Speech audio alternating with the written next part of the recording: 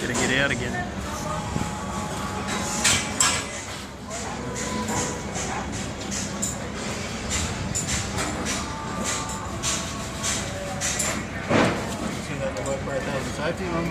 Nah, just for my diary.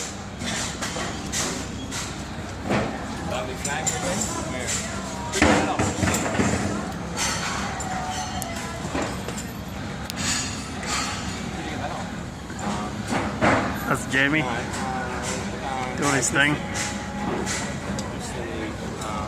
saying look up and leave.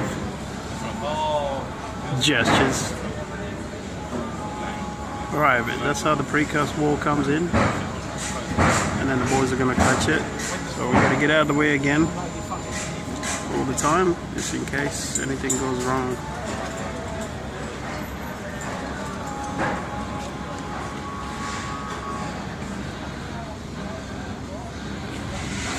Big wall, it's about 4 ton there.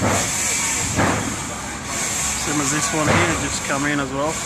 Put that in yesterday. So they always pour precast wall covers 2 floors. So that's floor number 1 where the gap is, and then floor number 2 the top, and then they top it up again. These big walls always they have to put them in on after every pour. So that's the sequence. See over here, we're already framed up. Over here, 64 is already gone up. Hey Tony, how you going? Good man. That's Tony. 64 crew. Put all these needles in yesterday. I got a bit to go, but yeah. So that pump over there is missing the head. So that head is gonna be lifted over. I'm gonna put that over this side. Hey Crystal, how you going, mate? Good, mate. So the boys got all these to put up. And then we get in there after the barricade, there. Stops us from going into the area. So we gotta manage this situation all the time. Safety is a priority over here. So we have to adhere to safety at all times.